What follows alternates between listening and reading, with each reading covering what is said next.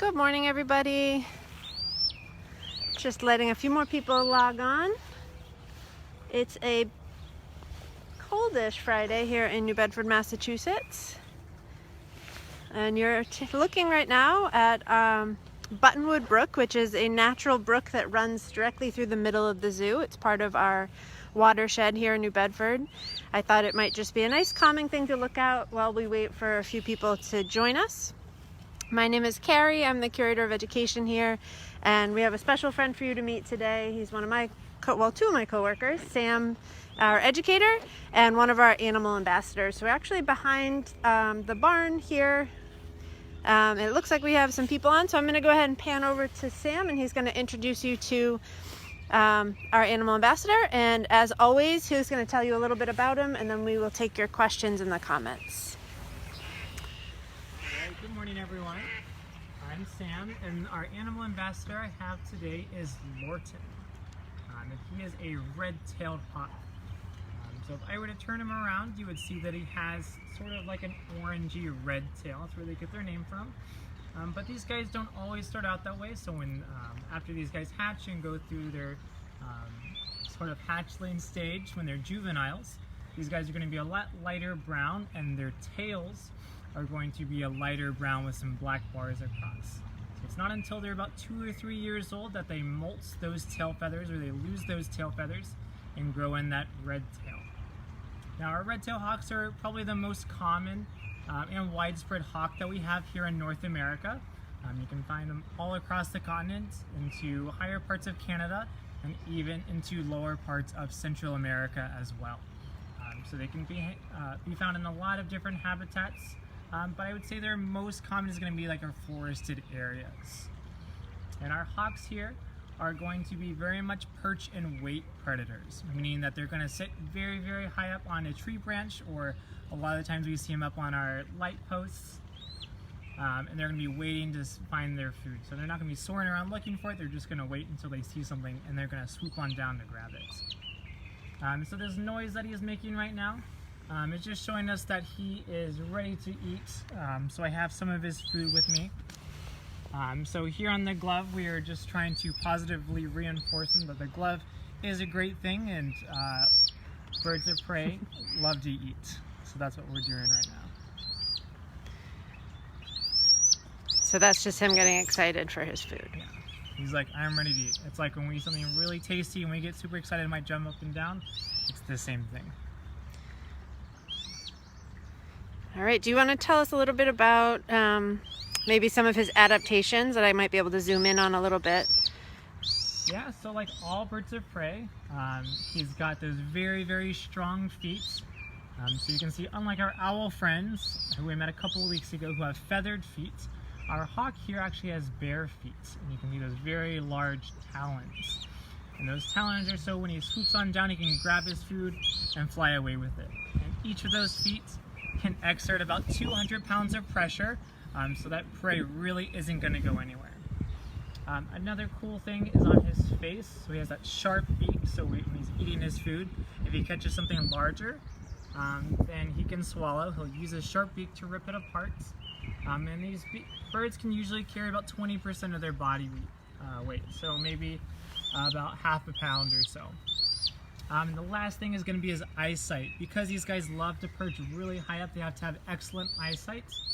And his eyesight's going to be about 8 times better than ours. So he can spot a mouse on the ground about 100 feet away. Excellent. Which is great. All right, so we had a couple questions come in. Can you talk a little bit about Lorton and his story and how he ended up at the zoo? Yeah, so Lorton, a young hawk. He's about, I believe, 4 years old. And he is capable of flight, but the reason he's with us is because when he was a wild hawk, he did contract an infection that caused some scarring in his lungs, so he's not able to breathe as effectively as a healthy hawk. So sometimes when he's flying around his enclosure a little bit more, you might see him breathing a little bit more heavy, and so if he was out in the wild, if you're trying to hunt but you can't breathe, you're not going to be able to find your food and hunt as effectively, or even defend yourself from other birds. Hannah, age 8, would like to know what he's eating today. Today he is eating bits of rats. So rodents comprise about 80% of their overall diet, so they'll eat a lot of mice and rats and squirrels, because squirrels are very common. But hawks have been known to eat other birds. They might eat some reptiles, like some larger lizards and snakes. And these guys have actually been known, I believe some of their original nickname is the chicken hawk, because way back when chickens were a lot more free roam, these guys, younger hawks would feed on those chickens, but now since we don't have free roaming chickens as much anymore, they've sort of lost that nickname. How old can they get? Nathan H8 would like to know. In the wild, they can live between 12 and 15, but in human care, up to 20 years. All right, do we trim his talons? We do trim his talons. So in the wild, these guys will naturally sort of grind down their talons when they land on rocks or other hard surfaces. But here at the zoo, he doesn't really have all those rocks and those harder surfaces to land on. So occasionally we do have to trim his talons because we don't want them to overgrow, just like we don't want our nails to overgrow. Kaiden, age 9, as always, would like to know if he has a favorite keeper. Does he have a favorite keeper? This is going to sound kind of vain, but I think I'm his favorite keeper, just because for the past couple of months we have been doing a lot of training and a lot of bonding. I know he gets excited to see me, probably more so to eat whenever I walk by. Definitely, I would agree with that. Do you want to talk a little bit about hawks in general? Are they endangered? How can we help protect them in the wild? Any concerns that we have for them? Yeah, so our hawks are going to be least concern. We do have a couple species of hawk here in the US, but again, our redtails are going to be the most common. But again, they are subject to a lot of human impacts. So if we do a lot of deforestation, that's going to destroy their nesting habitats. If we use rodent poison, again, because these guys rely on eating rodents, if we poison their food, then they're not going to eat. And it's not just poisoning the adults, we're going to be poisoning their chicks as well. Is this the time of year they would be having babies? Yes, it is around that time. We might be a little bit past it. Generally start to breed between March and April or so.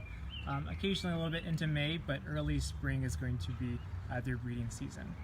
When these guys mate, they typically do mate for life, and the female will lay between 2 and 3 eggs at a time. 4 is pretty rare, and then 5 and 6 is extremely rare as well. So when those chicks hatch, they're going to be incubating for about a month or so, and the male and female will take turns to land the nest.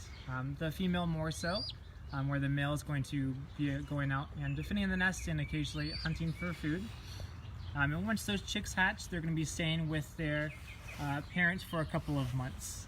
So they're going to be learning how to fly and then just be relying on their food. But then after about a month or 2, they're going to get more bold, might be trying to fly some of their own, and then after about 2 or 3 months, they're going to go off on their own. My friend Amelia, age 5 in New Hampshire. Hi, Amelia. She would like to know more about how they fly. How do they fly? So birds all have, well, I shouldn't say all birds, but our flying birds have hollow bones. So that's one of the things that makes them extremely lightweight. So Lorton here is only 2 pounds, so he doesn't want all the extra weight, so he doesn't get stuck on the ground. These guys have very long feathers, so they have their primary feathers, and they have their secondary feathers, which are very long and short, which allows them to glide pretty easy. And they also have some feathers sort of on their wrist area called alulas, and those are sort of like their steering wheels and their brakes. Do you want to maybe slowly turn him around so we can see the back of him? Yeah, we'll go a little bit slow. We can see some of those, Yeah, we can see his red. so how they get their name. And he is missing some of his tail feathers because, like all birds, he does molt his feathers. Can you explain a little bit more about the lung scars that he has? How did that happen? Right, so in the wilds, animals don't have veterinarians to take care of them if they get sick or injured. So he could have eaten a mouse or some sort of rodent or anything that was infected with this. It was a fungal infection, yeah. This had this fungus. So he could have breathed it in, or when he eaten it, it could have gone into his lungs, and then that could have, unchecked, it could have caused that scarring. Now, do you want to talk a little bit about maybe some of the equipment you're using here today to work with a bird of prey? Yeah, so here I have a leash. So just like when you take your dog on a walk, you have a leash so they don't go anywhere. Around his legs, we have anklets, and those are made out of leather, and they're loose enough where they can go up and down his legs and twist around, but they're not too big where they're going to slide off. And that's sort of like his collar. You know, we can't put anything around his body, but because these guys are standing, they have their anklets. And then they have either leather or they have braided things called jesses. And that's just sort of like an extension of your leash. And again, this is sort of like when you take your dog on a walk with a collar and a leash so they don't go anywhere. It's the same sort of thing. Our birds wear this equipment so they don't fly off of our glove. And what about the glove you're wearing? Yeah, so this is a thick leather glove because again, he has very strong feet and extremely sharp talons. And if I use my bare hands to carry him, even if he was sitting comfortably, those talons would be going into my skin, and that would not be very good. All right, Trinity Heaven, age 7, would like to know if they have predators.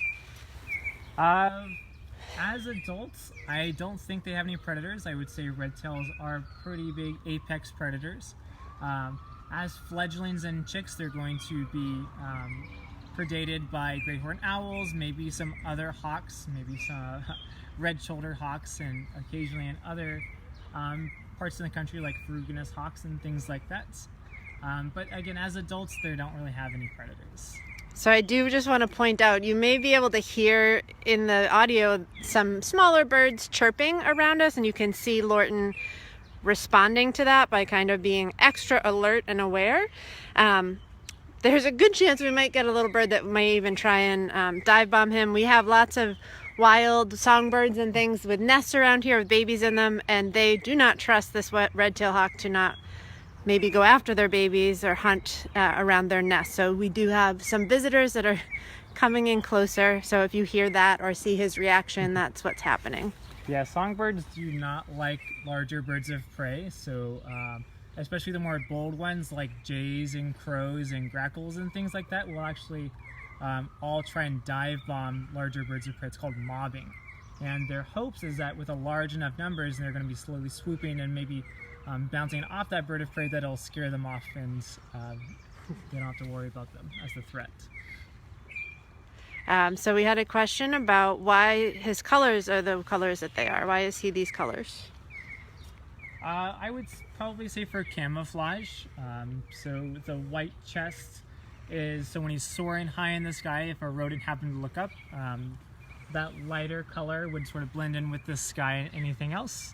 And the darker color, since I'd probably say more for camouflage if he's just standing in a tree.